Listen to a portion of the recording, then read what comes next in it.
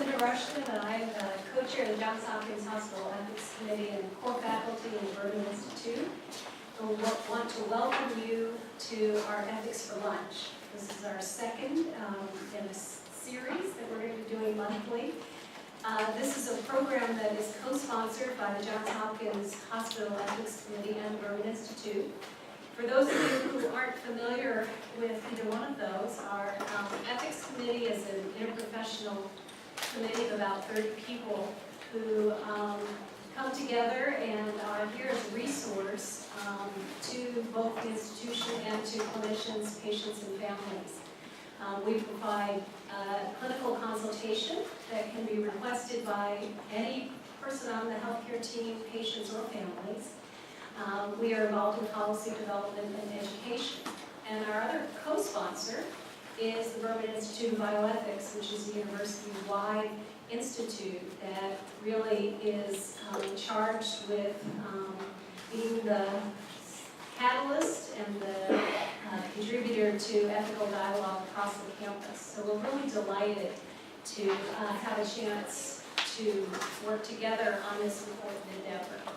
The goal of Ethics for Lunch is really has a couple of goals. First is to engage our community in ethical dialogue around issues that are important to all of us.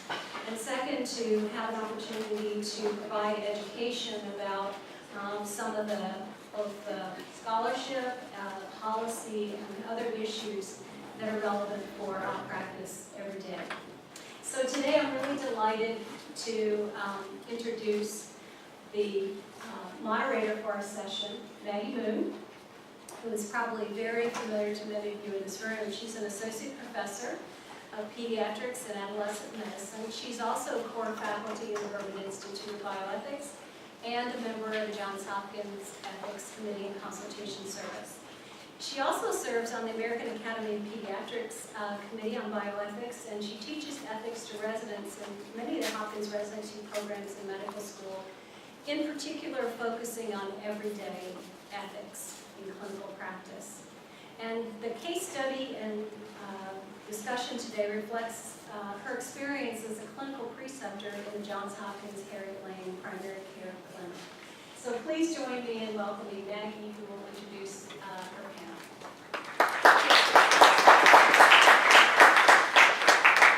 Thank you very much, and it is a real pleasure to be here. And a couple announcements. I want to make sure that those that you swipe in so you can get CME credit for this.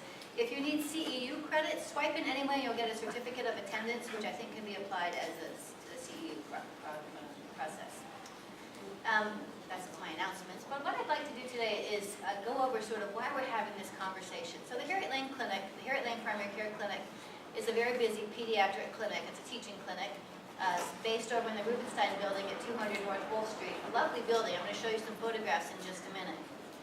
The issue that we're going to talk about today is what happens in this busy academic teaching clinic when patients are late. So we have complicated families, many of whom have very sick children, many of whom have children who are not so sick, but their lives are very complicated.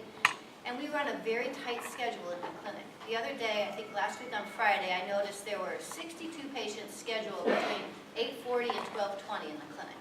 I'm going to show you some pictures of our structure, and you'll get a sense of why 60 patients running through that clinic in 4 hours is a pretty tight fit. So the concern is, what do we do when there's a patient who comes late? We have a policy that you're allowed a 15-minute grace period. After that, the rule is that you're not going to be seen if you're too late. But I want you to put yourselves in the position of a family who maybe had to take a bus to get to clinic, and they're 25 minutes late, and their kids need their vaccinations. Think about that family, and also think about the family who gets there on time, and whose visit then is delayed while we take care of the late patient. In a very busy clinic, remember 60 patients in a 4-hour time slot, how are we going to accommodate that? So our concerns from it, the reason this is an ethics question is it really raises some really important ethics considerations. One is the consideration of pitting one patient against another to a question of fairness. Is it fair to make the person who's on time wait for the patient who is not on time? It's a question of compassion and our duty to promote well-being. A lot of the kids that come to our clinic are very sick, and late or not late, they really need to be seen. Another really interesting question is, what are we supposed to do about punishing the child for the mistakes of his parents. Most 2-year-olds, it's not their fault they're late for the clinic visit. There are some 2-year-olds where we probably can blame for being late, but in the most cases, it's really not the part of a 2-year-old, not the fault of a 2-year-old. So I have here some experts in this problem.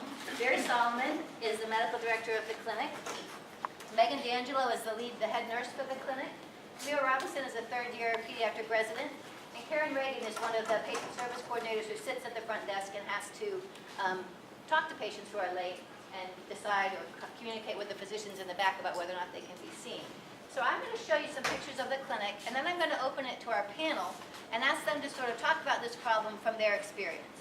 Then what I'd like to do is open it to a discussion from the group and see how other clinics have managed this, what you might think about what our policy should be and whether or not we should adhere to those policies.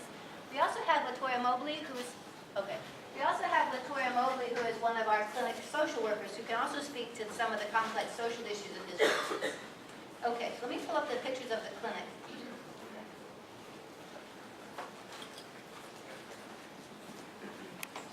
Actually pull a number, wait for a few minutes for the number to be called, then they go to the PSCs who will register them. So that's the first stop. There are, how many stations, Karen? 6? 5? Out front? 5 stations out front. So remember, so like let's say at 9 o'clock, there's probably 5 or 6 patients scheduled at that time. They all have to go through the registration process first. And at that point, they have to have their insurance checked. They have to check and see if what time their appointment actually was. There's some discussion about what they need for that day. If their insurance is not active, they might not be able to be seen, so that has the PSCs have to sort of do a little bit of extra work, sort of digging about whether or not their insurance is active and what to do about it. So once they clear the registration desk, they go back to the waiting room. So here's our main waiting room in the clinic. Those of you who have been here a long time will notice the old bench and the old street lamps at the end. Those are from the original Harriet clinic. I think it's very cool.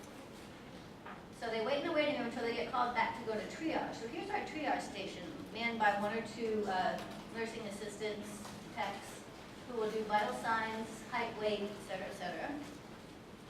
I want you to imagine this full of children, like 4 or 5-year-olds, and a 6-year-old and a bad tempered teenager waiting in this room. And this is the long hallway. I want to show you how many rooms there are in the clinic. Gary, how many rooms are there? Do you know? 32. There's 32 rooms, so this is half of it. So probably 16 or 18 down this hallway. And 11 on Acute. And 11 of those.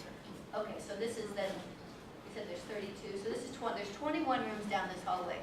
Now this is a lovely, clean, quiet picture. Now I want you to imagine this again with families who are waiting and frustrated, standing in the doorway, tapping their foot, children running up and down the hallway, parents yelling at their children to come back, children yelling at their parents to wait, and the nurse is trying to maneuver, and the residents and the docs trying to maneuver through all of this chaos. This is a lovely, clean picture. I love to think of the clinic this way, but it's never actually this way. Okay, and then this is the actual clinic room space. So the rooms are lovely. They're actually very nice rooms. They're not huge, but they're really well appointed. Again, think about this room. If you're there with 3 children, one of whom has to be seen and the other 2 are just there with you, this room feels pretty small pretty quick. Okay, so that's a quick run through the clinic, just to show you what we're talking about. Now, Barry, if you could give some discussion about your experience of this and why it matters. Sure. So I'm one of the clinic preceptors. Is this working? Hold up. Right. Is it on? I get to press. You press it till it goes Can you blue. hear me now? When it goes green. Press on it. Press. There we go. Hear me now. So I'm one of the clinic preceptors and also medical director for the clinic. And the frequency of late patients, we don't have data on that unless someone in the clinic. There are many folks here who work in Harriet, and so we definitely want to hear your thoughts about this particular issue. But it happens pretty often.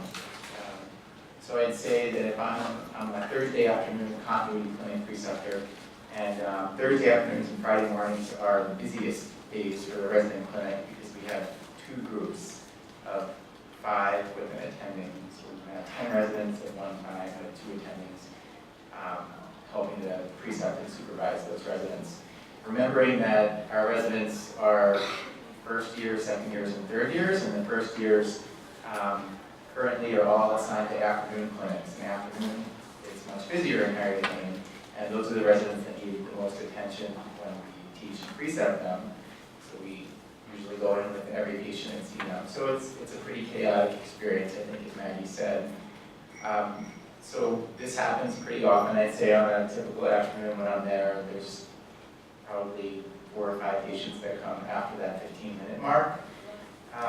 Some of our residents do a really great job in prepping for clinic, so they know which patients are coming in that day, and they sort of have some notes to indicate whether or not that patient has been delayed in well child care, has any major medical or social or behavioral issues that need to be addressed. And then others, because they're busy doing other rotations, may come to clinic without that knowledge and hadn't had a chance to do that chart review. So with that in mind, when we get the call, and typically Karen or one of the PSCs will call the preceptor because the resident's typically in a emergency notation. When we get that call, we're asked, this patient came 20 minutes late, 25 minutes late, sometimes an hour late. There's usually an explanation that the parent says they, so common things, couldn't find a parking spot if they drove in, which we know is true, and or at least for us. Or they forgot what time the appointment was, they thought it was an hour before. Or they just say, I know I'm running late, I'm really sorry, it took me a long time to get here. Due to getting through the city, or having other kids, or having to pick other kids up and drop them off. So I guess as the first person to answer that call, I often will look at the child's record. And as Maggie said, we do have many kids who have medical conditions and mental health problems, who may have been delayed. So I'll go back and look at their last note, and if it's been a while, I'll get concerned and think, well, if we don't see them today, are we going to see them ever, or when will the next time we see them? Right? There may be some physical exam findings that were concerning at the last visit, a new heart murmur that was never evaluated. So that's sort of the feeling. My initial feeling is, wow, this is a kid that we really need to see because they showed up at the front door. How can we figure out how to work them in? I often will find a resident who may be in a room and have to pull that person out and have a brief discussion with them about how we're going to handle it. And then trying to figure out with the group of residents, typically there are some residents who have no-shows at the moment. Sometimes that's not the case, and they're all seeing their patients. But trying to figure out how to work them in if we have to do that. And I know that there are many consequences of doing that. And I think that's the point of today's discussion. And think that while we're doing this, while Mary's on the phone or looking at the chart trying to figure out if this kid who's late should really be seen, Karen is sitting with that patient at the front desk, and they're just sitting there in front of her, getting anxious or frustrated or waiting for our response. And next, I think we have Megan D'Angelo, who's going to talk about this from the nursing perspective. Right, so as Barry said, what we find a lot of times with these chronically late families is that they are medically complicated, and also they are frequently disruptive. And so if I'm in the numbers, the first challenge that I'm going to face with a late family could be that I'm pulled out of my workflow because they're disruptive and vocal when they get back into their rooms. They're typically angry when they've gotten there. They've had to do some sort of negotiating at the front in order to get back to me.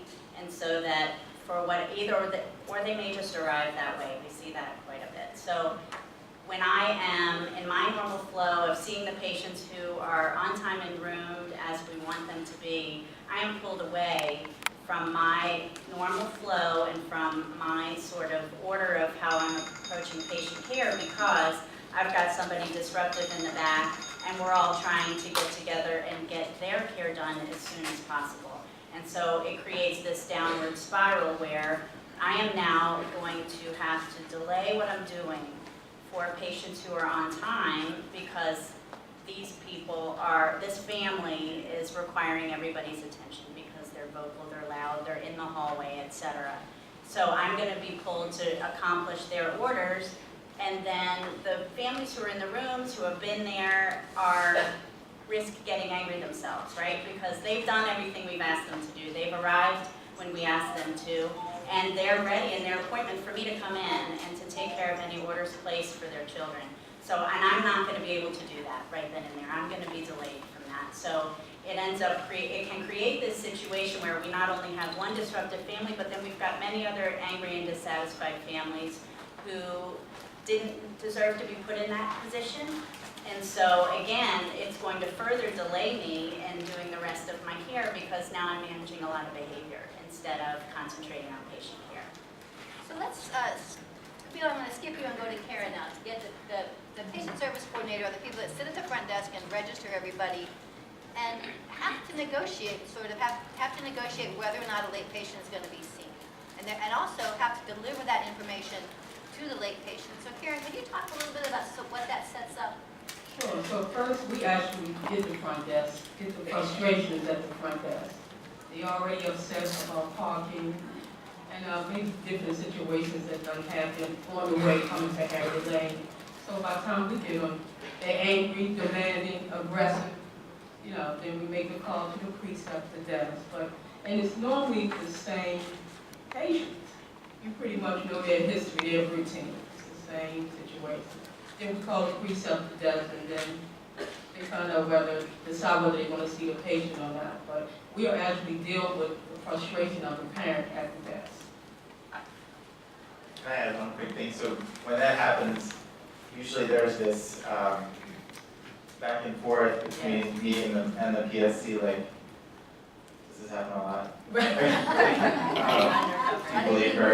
So we have these sort of quiet, and then she just will answer yes or no, if it's Karen or Ron or Yes. any of the other PSCs. We try to identify, if this is a repetitive problem or not, and often it is. Yes. So that's been happening for 20 years now. Yeah, this is not a new problem. It's not a new problem. Okay, so Camille, as a third-year resident Camille does a stellar job of taking care of patients, and I think one of the things I admire most about Camille is her ability to really develop and maintain really strong connections to the patients that she sees.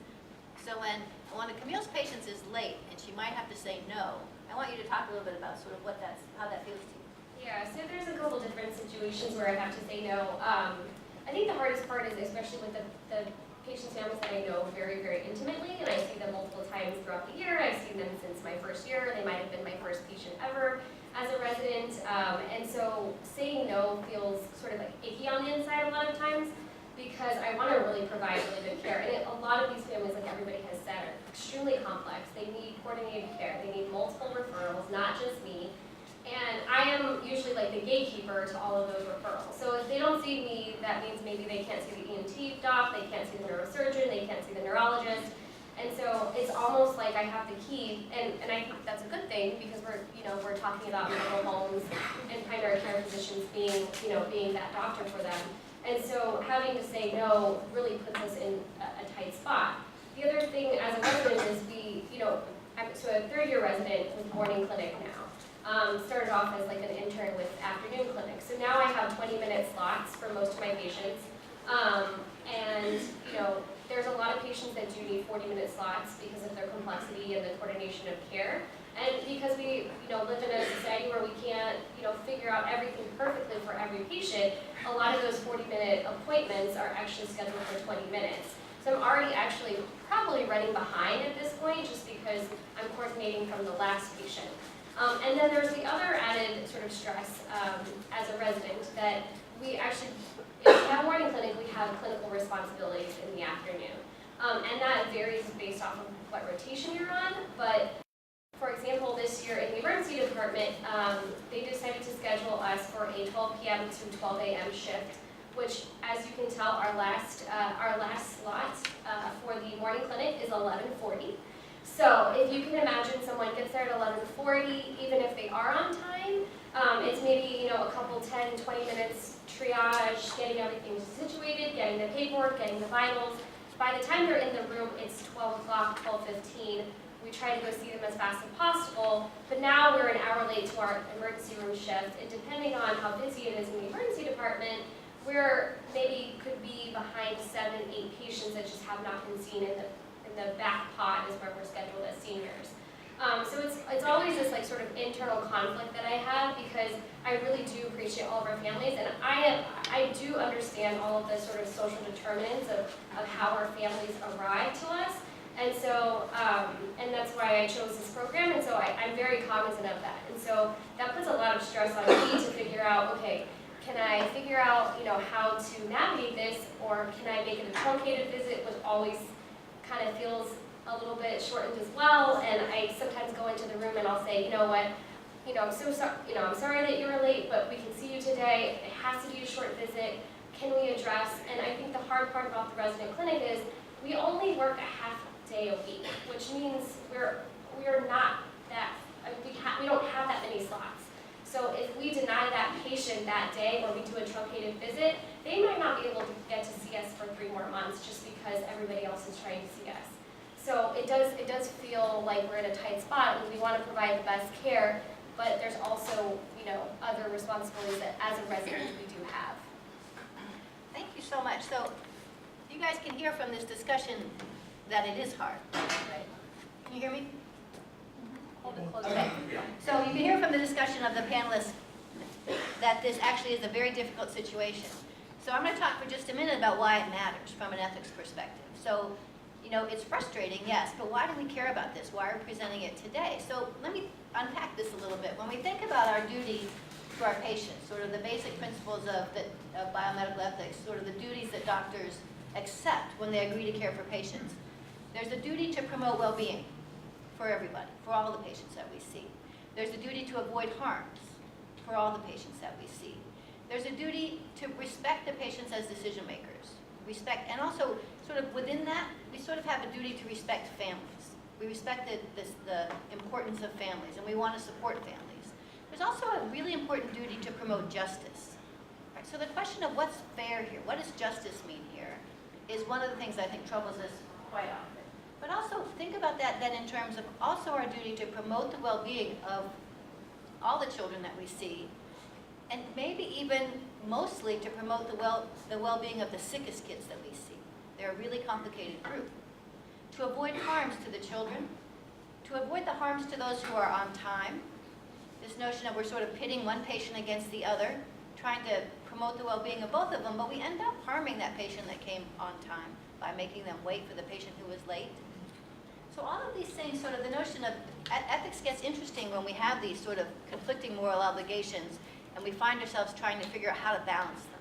So that's the question before the group today, is how best to balance these conflicting duties in this very important clinic, but also very stressed clinic. So I'd love to, you guys want to comment on what each other said, or should we open it to the group? I would just say that I agree with it. The providers in nursing now sit very close to each other, where when the building was first opened, we were separated in separate rooms. And so now the benefit of that is that we have each other at close proximity, and we can discuss these things real time, these issues real time. And I think that is always the overriding theme, is this concern that, again, this wasn't the child that caused this delay and that kind of thing, and really feeling the need for getting all the care done that this child needs, or is this a non-compliant family who we haven't seen in forever, and so they need a lot, and so that's another concern. That's another situation that really kind of throws a huge challenge into our workflow, but it's all sort of guided by that feeling that we really need to help this patient as much as we can. Yeah, and go ahead. I was just going to add, so sometimes if Camille can't see the patient, then maybe one of the other residents in her group will, but then she knows the patient best, and there's this kind of quick handoff about what the patient might need. Obviously, that's not who the patient wanted to see when they scheduled the appointment with Camille, so that's always tricky. Sometimes that happens with the patient that's on time, and then that's really unfair, because that's the patient who was supposed to see her. The other thing I would say is that often when, let's say Camille says, yes, I can see them because I don't have a shift until 1 o'clock, put them through, she and many of the other residents will say, as long as they can get back here quickly, right? And it makes sense, right? They want to see them, they don't have that much time in clinic, but then we're rewarding the patient who came late. They're actually getting back to triage faster, getting put into a room really quickly, and we understand it from the resident's point of view that they only have limited time in the clinic. But then as Cameron and everybody knows, then those patients are being rewarded for coming late. We actually have pretty good data to look at moving through the visit at every step of the way, and we've found that patients who come late on average are seen more quickly and out of clinic more quickly. Shorter cycle times for our And we have two of our social workers here, so Simone and Latoya, and Simone, you had a comment?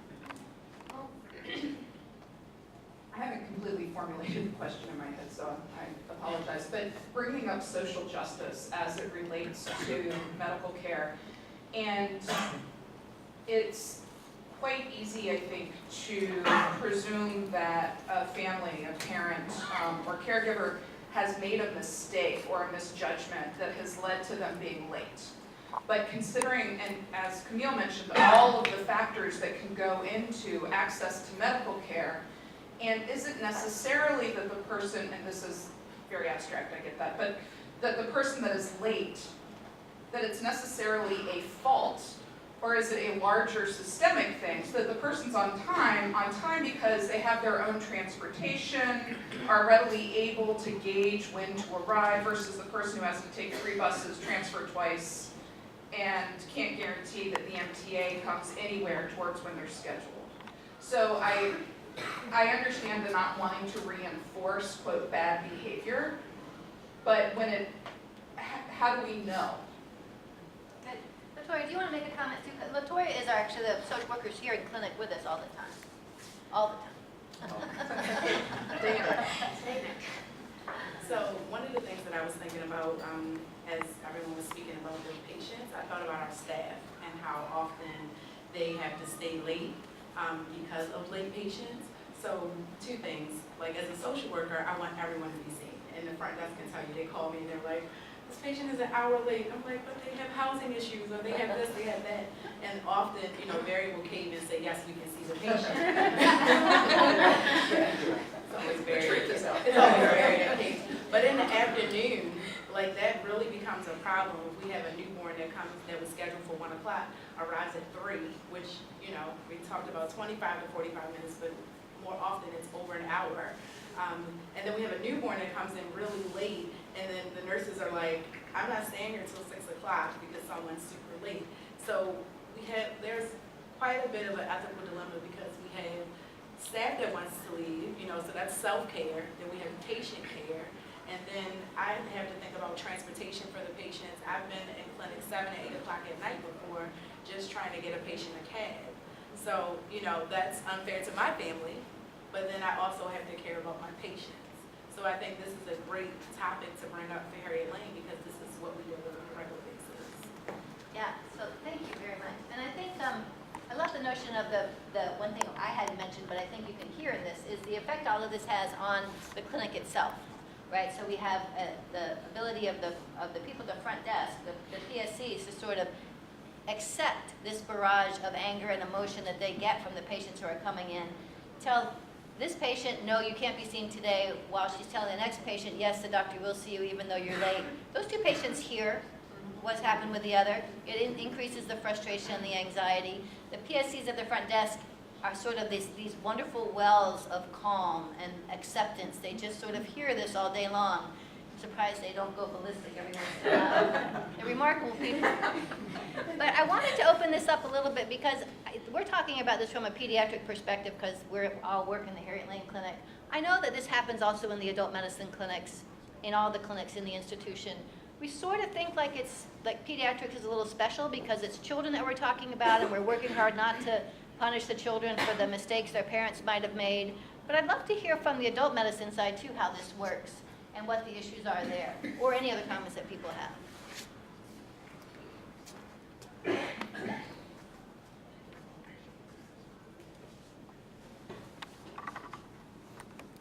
My name is Nicole Shaw. I'm a social worker with the transplant program. I don't have this exact scenario, but I just wanted to know, have you ever had a walk-in clinic, maybe once a month or twice a month, that perhaps starts later in the day? I know you have data on certain things, but do you have data on how many people are coming late? What time of the day do they come? So we do actually have the acute care clinic, which is literally like within the same building, and just the rooms are just literally separated by a hallway. So I think sometimes like Maggie will ask me like, is this someone who absolutely has to be seen and you absolutely cannot see this patient? Can you move them over to acute care? So that does actually sometimes happen, but it's hard because then acute care gets over flooded with well child care visits. And then you end up having the residents there also, depending on how many residents are there that day, struggling to fit in well childcare with acute care visits, viral URIs, someone's having an asthma attack, et cetera, et cetera. So we do have the acute care side, which I think as a resident, sometimes it's hard for me to feel like I'm pushing off as well onto another resident, and especially since it's my patient. I did all of this work probably the whole week trying to prepare for this patient to come in, and then sort of pushing off onto another resident saying, you know what, I can't do this, but since you're scheduled for acute care, why don't you take care of this and handle it. So there is sometimes that avenue of it. There's also the question about an after-hours clinic or a late clinic, right? So Like with your team, not as separate from, but that you help hold once a month or twice a month, depending on the need, and then like that, it could be a pilot, just see how. Barry, you want to comment on that Yeah, idea? So about a year or two ago, we had a couple of night clinics to see how that would go, given that a lot of families are asking for that. Our show rate at those clinics was about the same as it was during the day. So it's really tricky, and then we had to have people get paid overtime for working at night, and keeping the building open, and security, and environmental services. So the overhead to do that was just too much for how many patients would actually show up. So it is really tricky. We have, obviously when our clinic closes, if there's an acute somewhere across the street from the emergency department, we try not to send patients to the emergency department when clinic is open. Sometimes that happens, and Megan and I and others have been discussing a lot with the PD leadership about how to get patients back there if they do show up like that. And then I guess the only other thing to add to Camille's comment is that acute care is really supposed to be that. So we would be sending patients the message that if you come late for a well visit, we have these folks here who can see you, but that intent really is for people who are sick to come in. And even on top of that, most of our acute care patients now call ahead of time and have a scheduled appointment, because otherwise we wouldn't be able to handle it with the staffing. We only have 2 interns typically and a senior resident seeing patients, and they would get flooded if we have more staff. We can probably think about other models. Why can't you have more staff? I mean, I know that's a financial hospital problem, but I mean, to me, it sounds like you really want to take care of these children.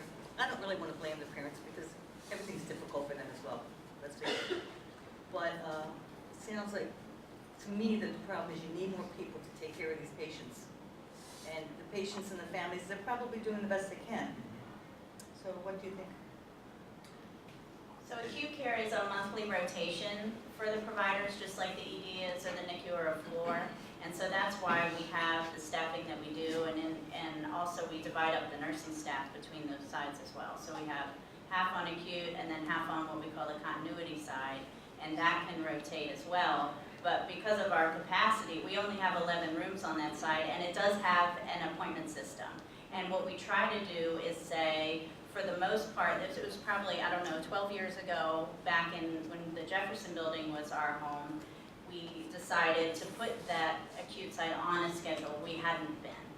And so that was sort of a new routine for our patients, and everybody did well. It took us some time, but people learned that habit.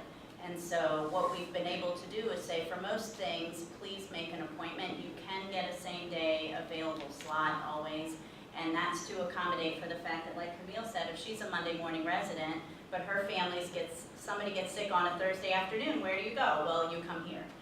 So that balances it out between the fact that your provider's here 1 3-hour block a week, but we're always here for the sick care.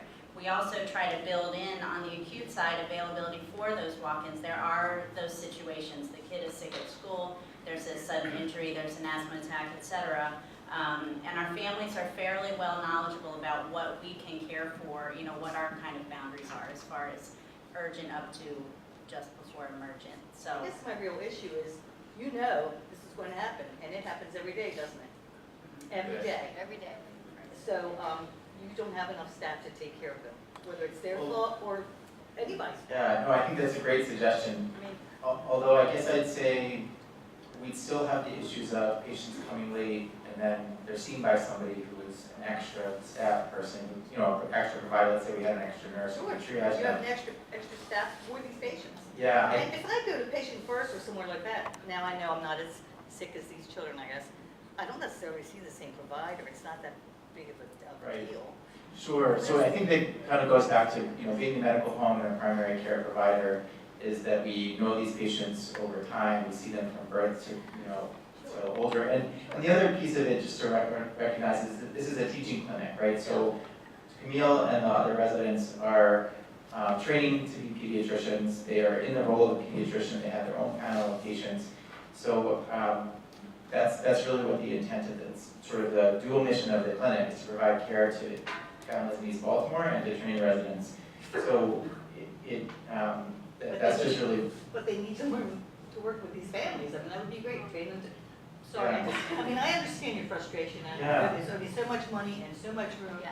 But if your problem is really to take care of the patients and families, that's what needs to be done. sure. The other thing I would just add is that, so we have a couple other, we also have a couple other clinics that are operating at the same time, and I think the impact on those clinics is also felt with late patients, right? So we have a very busy adolescent medicine clinic, and a bunch of the adolescent medicine providers and staff are here. That happens in the afternoon. We have an intensive primary care clinic, so we have other clinics operating. And then just to get back to sort of not being a patient first, I'm not saying anything's wrong with patient first, but we are the medical home, and we have an array of resources on site, behavioral health, and social work, and child life. So we have so many things that we can really do to help these families, but if they come late or they're sort of unable to come at an appropriate time, it really causes a ripple effect in everybody, right? We feel terrible for them. We want them to meet with our mental health provider, but you know, she already has 3 patients waiting to see her. So it's definitely complicated. And even if we had more staff, it would have to be more staff of every discipline to really help these patients in the best way that we can. So I haven't much time to go, but you didn't go in depth into what is involved in the parent re-education process for the repeat offenders. Well, that's a really important question. And I love this notion of sort of what are the constraints around this clinic. This is a teaching clinic. It's here because the institution has decided to teach residents to be pediatricians. So this balance of like, well, are we a teaching clinic or are we a community clinic? Because we're not really functioning as a community clinic because we're not open at night. We're very restricted in terms of what we are allowed to do. But that's because this is a teaching clinic. So the real function of this clinic, well, it's a dual function. It's a place to teach residents to be pediatricians, and it's a place to serve the community. But it's not fully one or the other. So it's not, I think this is the point you're making. If we were fully a community clinic and our job was just to see everybody, we'd have a very different system. We'd have a very constrained system because it's a teaching clinic. But teaching clinics are important, right? So that really adds to the constraints that we're feeling because the mission of this clinic is very much to serve, but very much to teach. And that teaching aspect is a very constrained function. So I think we feel those constraints all the time, but they're important.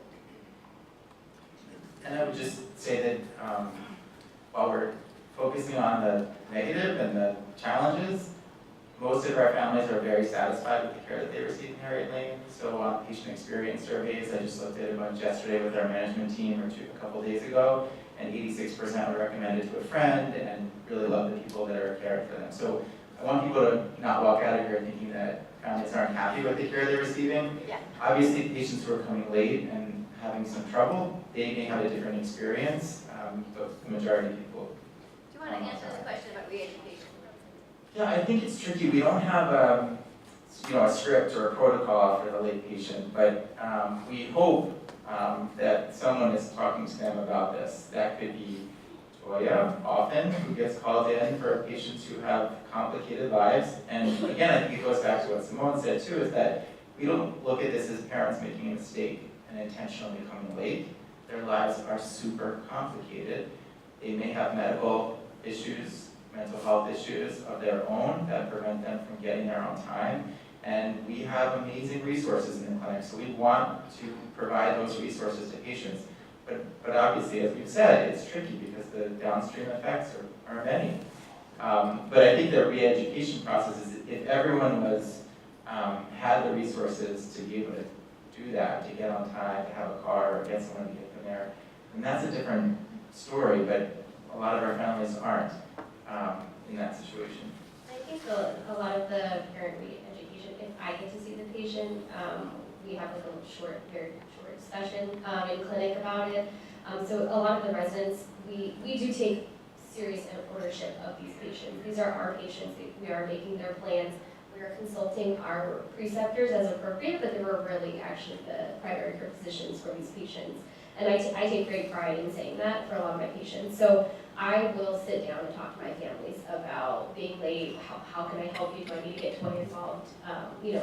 What's the barrier? The hard part is the patients that I have to say no to and don't actually get to see me in the back. I don't get to talk to those families a lot of times because I'm busy. So I think a lot of times it's the PSCs, unfortunately, having to say no and then, not sure about the education that goes on around there just because I'm unfortunately not there for the end of that. So sometimes when we have to say no to a family, the PSCs will contact myself, Tracy Carter, or Jamie, to kind of figure out, like the family gets upset and they might call one of us just to kind of figure out what is going on, what happened, and the family wants to explain their story. Through a lot of our late patients, we find that there are a lot of barriers in the family's lives, and this is how we become involved and try to overcome some of those barriers. I would say about 50% of my medical assistance transportation requests come because someone came there in a cab or in a individual cab I had because they did not get to clinic. So a lot of times I receive my referrals from patients that are late and have had maybe a domestic violence incident in the morning, and that's why they were late. So several good things can come out of patients being late sometimes as well. And to speak to Harriet Lane being, busy and all of these other negative things, one thing about our patients is that we're able to establish rapport with them, and we have really good relationships with them. So even if they're upset with us that day because they can't be seen, more often than not the patient is seen, right? Which is why we're talking about this. And also in establishing that rapport, we're able to keep a really good handle on what's going on with them at home that impacts their medical issues as well. So I think it's very important that we think about our families from a holistic perspective, like what's going on at home impacts when they arrive at clinic, impacts their medical problems, which is why this is such a big issue, which is why we like the concept of having a medical home. Like patient first could not do what we do on a regular basis. Good. Yeah, that's really interesting. So anybody else want to comment on their experience in other clinics? I remember when my kids were young enough to go to the pediatrician, it really was a 10-minute grace period. And it was 10 minutes, and if I was after 10 minutes, I wasn't going to get seen. And, that made sense for me because I had every opportunity in the world to get there on time. So I think what we're really struggling with is sort of to recognize and to embrace the complexity of the lives of our patients. But again, always worrying about what we're doing is sort of essentially unfair, right? There's a huge amount of unfairness in the way that we're deciding which patients to see and not see. I have a general comment. My name is Kathy. I'm a PMP. It seems to me that everybody's working as hard as they can, and if the families are trying as best as they can to get there, then the system is a problem. The general system, not the people, not the parents, not the docs, not the nurses or PSCs. It seems like the rigidity of the system that has to operate a certain way has to come up with another system that's more flexible, that's more stepwise, that allows for some flexibility, because it's the system, it's not the people, in my viewpoint. And I've worked in a clinic which was small, very, very much smaller, but when a family was late, it really upset the front staff, and because they then couldn't do work, and what ended up happening, and it never happened on the occurrences I'm sure you have every day, but they would be told, I'm sorry you're late, can you reschedule? Of course, your families are not going to reschedule another two more bus rides and one light rail connection and whatever. So they were allowed to stay and be seen, but they had to just wait. And we would say, do you want to wait to be seen, or do you want to come back? Most of those patients of yours will want to wait because it's like, are you kidding? They can hear until you do whatever you need to do. I need. So, so there has to be other solutions that are outside of everybody who's already trying to respect themselves as a provider and do their best. And it's not fair to go home and not feel like you haven't done your best as a provider or, clerk or whatever the roles are. And the social worker can only fix so many problems in a day. And the resident can only see so many patients. So something has to give. And I don't know what that is, but we did a late person. We had given the small staff, but we had people that had to decide who was going to be the late person and just work out a rotation. And that was just the only way that we could figure to have that last person be fitted in. And then one other comment is, I'm sure most of those patients already realize that when you go to your appointment, that there's going to be a time to wait. And I go to a busy ortho clinic, and the first day I was there, it was, this is the clinic, you're going to be here today, your appointment is XYZ, but don't expect to leave for 2 to 3 hours. And the first time they told me that, I was like, okay, I got it. But if I had sat there for 2 or 3 hours and just wondered, like, what's going on? And it shouldn't have to be that way, but if the system is crazy that day, the system's crazy. Anyway, just some thoughts. Those are great suggestions, and I think many times the preceptors and the residents will do just that as far as telling them that we can see them, but it's going to be late, depending on other patients that may come between now and the end of the session. So folks really do that. Maybe to have that as this is how we handle late patients across the board could be helpful. Again, we're up against, if it's a morning clinic, the resident has to be somewhere by the 12 o'clock, 1 o'clock, it gets tricky. So it might mean telling them that they're not going to be able to see the provider that they were scheduled to see. Hopefully you will be able to be seen, but it will be a little bit later, so that there are definitely ways to do that. That's great. I also like your idea about setting expectations, and I think that somewhere in there is our opportunity. So we've already seen that we can, in a sense, sort of retrain families. We did that as far as the acute side goes. We were an all just come as you are, first come, first serve kind of a clinic, and we found out how difficult that was, and that didn't work. And so we wanted a structure, and so we incrementally, every time somebody came, we would give them this flyer. This is where you can call. This is our structure, etc. So that finally people got it.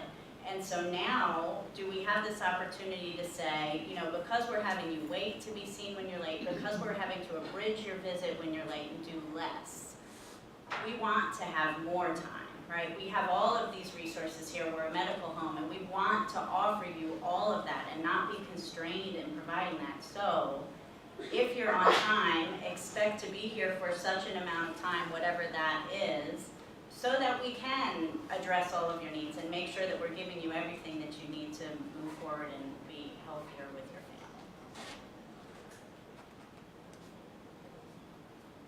Mary Lou? So I work with mostly adolescents and young adults, and I know that I have a very hard time saying no. And the few times that I have, it's always wrong. It always backfires on me. But I realize too that it impacts, like when I say yes and it's 4 o'clock, or it should have been much earlier, it impacts the nursing staff and the front desk as well. And I sometimes just have to make it a smaller visit. The other thing I think that we think about and talk about sometimes in the adolescent clinic is, these individuals are going to be in adult medicine soon. We are seeing them every time they come in late, if that's the case. What's it going to be like when they hit adult medicine? It's going to be different. So that takes some coordination. I'm not saying we've done a great job with that, but and it doesn't relate to the little kids. But it is something to think about, because I know that the adult clinics are different and may not, let people be late too. Mark, are the adult clinics different? Mark Hughes is sitting right in front of you. He does adult medicine. So I'm a general internist. We do have a late policy. It's probably similar, so it's 15 minutes, and they're not supposed to be seen, but I think we face the same challenges that our patient services coordinators who are out front are having to say no to people people get upset, and they're going to call back to the provider.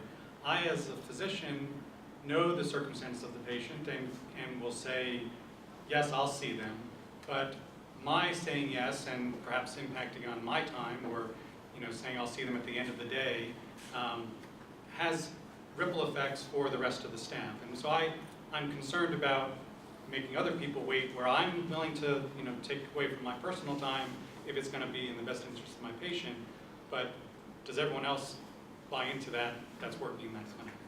And you get to say. Right.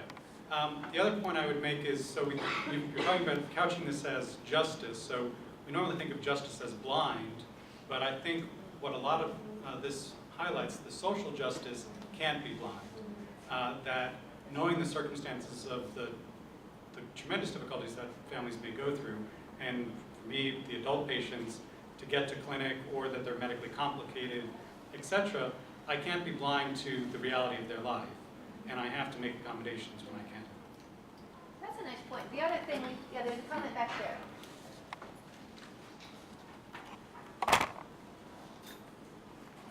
Hi, I'm Anna Lee. I'm an adolescent medicine provider that also provide adult care.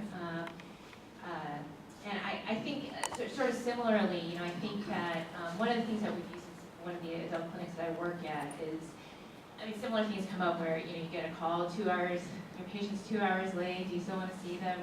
And, I also feel like a lot of adults are working, and if they are making the time to actually come, to ask them to take another work day off is a pretty tough situation. And so what we've tried to do sometimes is to, and this is also in the adolescent thing, is try to restructure the visit. So if I can send them down to labs, or if I can, give them immunizations or something in advance where nursing or the labs wouldn't necessarily be required later in the day, I'll try to do that. Typically, I can sort of anticipate what I'll be needing to see them for.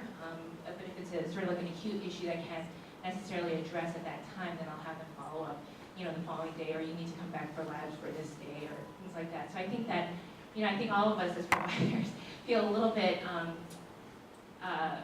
feel on one hand obligated to do the best that we can to make sure that, especially if a person has made the effort to come, to accommodate that, because we certainly see plenty of no-shows who would just not come. So I feel like in some ways that balance can be tricky, but, one of the strategies would be to restructure.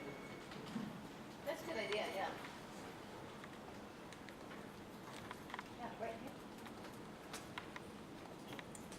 I'm Pat, I'm a nurse practitioner in the women's cardiology clinic, and I hesitate a little bit to even say this, but I'm thinking it, so I may as well. Maybe some of our families who do have to travel, 2 buses and a train or whatever, maybe it's in our best interest to help them find a provider closer to home where it's not such a difficulty to get to that appointment. I know at least with a lot of my families, our newborns who are born here, and we're getting ready for discharge, automatically think, well, gosh, my cardiologist is here, so my pediatrician should be here too, right? And I dissuade many of them. I'm like, you need a pediatrician close to home, somebody you can easily get to their office hours. Are you a working parent? Does that office have weekend visits? Do they have nighttime visits? Again, I don't want to dissuade business coming to the Lane Clinic, but maybe not all the patients are best served taking those 2 buses and a train to get here. It's actually very interesting that you bring this up, because I've actually approached the subject with many of my families who we talk about transportation and how far they come in the morning. It's very interesting because you'll get a variety of answers, but some of our patients, their families, their grandparents, their et cetera, like their uncles, their aunts have come to the Harriet Lane, and for all of the frustration and everything that goes along, some of these families absolutely love the Harriet Lane Clinic. And I've said, if University of Maryland, if Mercy is closer to you, if you can find somebody, we will totally help you. And I've had actually a lot of families say, as much as that sounds like it would probably be a better fit in terms of transportation and ease of access to get here, I would see a lot of our families do, the ones that have been here for a very long time do want to, but I think you bring up a very good point in trying to, and I think that's where I try to enlist the Latoya's help all the time to try to figure out, is there a better fit for the family? Because I understand that the Harriet Lane might not be, we also switch every 3 years, so like our patients get a new doctor literally every 3 years. And so, and if we switch days, so I've been a Wednesday, a Tuesday, and a now Friday clinic. So if my parents can't come on one of those days, they have to switch providers. So for some families, it just doesn't work for them because of their schedule. So I think you bring up a very, very good point in trying to, in these sort of social determinants, we need to also figure out, is this truly, as much as we want to take care of all the kids in Baltimore on this side, is it truly the right clinic for them? I would just add that there are families who can remember their child or now young adult is 20, and they can tell you, I had Dr. Robinson, I had Dr. Massey, they can tell you who they trained, right? And they'll say, I trained them to be pediatricians, and they're really proud of that. With that said though, it's really important in the nursery or if baby's in the hospital or the NICU, and sometimes I think there's kind of a reflex, this baby is complicated, they should be seen at Hopkins and the Harriet Clinic. I have the good fortune of getting a lot of those calls to say, can this baby come to the Harriet Lane Clinic? And my first question is, where do they live? What insurance do they have? And sometimes people don't consider those factors, and they just think, well, they're going to go to see cardiology here and GI. And I said, that's great, but this may not be the place for them. And explaining that we're a teaching clinic, and has that been discussed with them about what the function of the Harriet Lane Clinic is? So that's really important, and I definitely agree with that. Sometimes we have newborns show up, and then they have no intention of staying in the Harriet Lane Clinic, but they were scheduled for that newborn visit. And that, we really want folks to educate them on that before they leave the hospital, because they should have been hopefully scheduled in West Baltimore, wherever they live. So I think we're just about out of time, and I want to thank you all. I think it's been a really fascinating conversation, and one of the things that I think we have sort of talked about is this notion of justice, and I think we talk about justice as fairness and use of, fair use of resources, but there's also this notion of social justice, and Mark said it very clearly that social justice is actually not blind. So I think the other thing to think about is we think about justice as treating equal patients equally. One of the things that we struggle with all the time in the clinic is, what do we mean by equal patients? The patient that is able to come on time and has a child who's healthy may not be the same, may not require the same sort of approach as the patient who is sick or complicated or who has a chaotic family life. So this notion of what do we mean by justice is a really important question in the clinic, and one that we sort of struggle with on a daily basis. Now, at the beginning of this, when Cinda did the introduction, my focus is on ethics in everyday clinical practice, and I love this discussion because this is everyday clinical practice for anybody who sees patients in a complicated clinic, not just a teaching clinic. But there's a ton of ethics in that everyday clinical practice. So I think I love this because it's a great discussion of why it's important to pay attention and to use ethics as part of your diagnostic tool when you're thinking about what's going on with a patient visit. So I really appreciate everybody's comments, and I'm so glad everybody came on this very rainy day. But thank you so much. Thank you.